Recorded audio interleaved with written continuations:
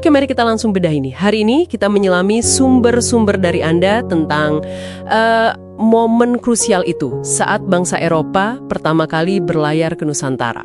Betul. Dan ini bukan dongeng petualangan ya. Ini lebih mirip thriller geopolitik soal ekonomi, teknologi, dan ya ambisi yang brutal. Ya, misi kita kali ini mengungkap apa sih pemicu utamanya, terus gimana persaingan mereka diselesaikan dengan cara yang jujur saja aneh. Dan bagaimana kolonialisme berevolusi dari sekedar dagang jadi kekerasan ekstrim. Nah, yang menarik di sini itu cara kita melihatnya kan. Sumber-sumber Anda ini nggak cerita soal penemuan. Bukan penemuan ya? Bukan. Ini cerita soal gangguan, disrupsi. Jadi bangsa Eropa ini nggak datang ke ruang kosong.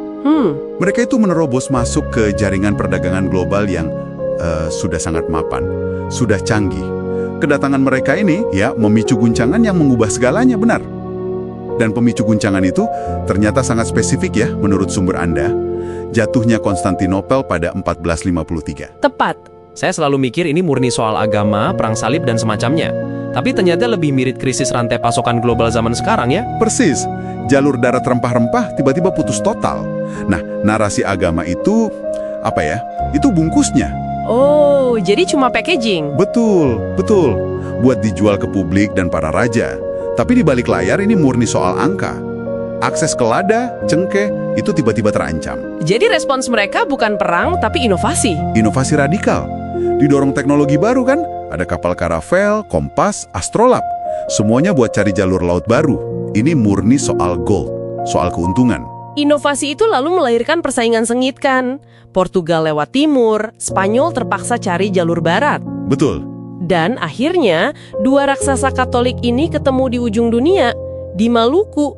Saya bayangin ini bakal jadi perang dunia versi abad ke-16. Tapi, ternyata enggak ya? Jauh dari itu. Jauh lebih aneh dan, pragmatis. Konflik ini nggak selesai di medan perang. Terus di mana? Di meja perundingan. Dengan perjanjian Zaragoza tahun 1529. Dan ini bukan sekedar garis di peta loh. Lalu apa dong? Ini transaksi bisnis raksasa. Intinya gini, Portugal bayar Spanyol 350.000 dukat emas. Tunggu, dibayar? Iya, dibayar, supaya Spanyol angkat kaki dari Maluku. Gila, jadi kedaulatan sebuah wilayah itu ada label harganya. Ini bukan soal Tuhan atau kejayaan, tapi murni transaksi jual-beli. Bisa dibilang begitu.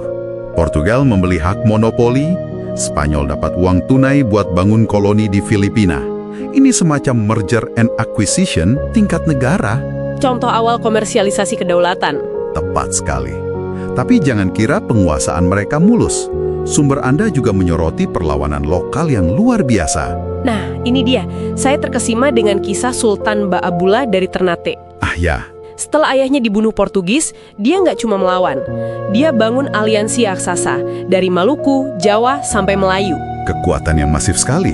Dan dia berhasil mengusir Portugis dari Ternate pada 1575. Dengan kekuatan ini, angkanya 120.000 prajurit dan 2.000 kapal. Ini benar-benar menghancurkan mitos perlawanan lokal itu kecil dan terpecah-pecah. Dan kalau kita lihat gambaran besarnya, jatuhnya Portugis ini membuka pintu buat pemain baru yang jauh lebih berbahaya. Belanda. Awalnya mereka kacau balau. Ada belasan perusahaan kecil, Voorkompanyen, yang saling banting harga, hampir bangkrut semua. Kayak startup teknologi sekarang yang saling bakar uang gitu ya. Persis. Lalu pemerintah Belanda turun tangan.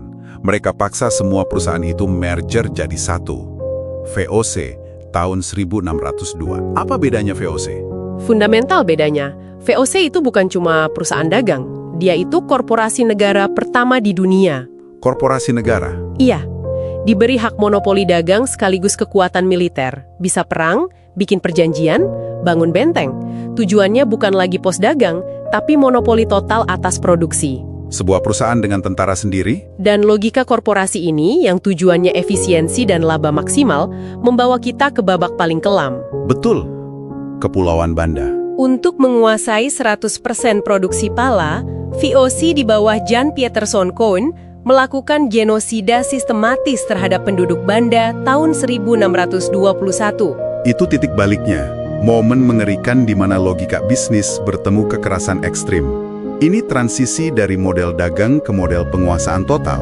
Ambisi ekonomi absolut butuh kekerasan politik absolut. Tepat. Mengerikan sekali membayangkan neraca keuangan sebuah perusahaan bisa berujung pada pemusnahan sebuah bangsa. Benar. Jadi, kalau kita rangkum, pelayaran Eropa dipicu krisis ekonomi. Persaingannya diselesaikan lewat transaksi bisnis, dilawan kekuatan lokal yang canggih, dan akhirnya melahirkan monster baru, imperialisme korporat. Imperialisme korporat yang menggunakan kekerasan massal sebagai alat bisnis yang rasional. Wow. Dan ini membawa kita ke sebuah pemikiran penutup untuk Anda renungkan. Sultan, kalau perjanjian Zaragoza di abad ke-16 itu menunjukkan kedaulatan teritorial bisa dijual demi untung, mari kita bertanya, dalam bentuk apa penjualan kedaulatan demi kepentingan korporat atau ekonomi terjadi di dunia modern kita saat ini?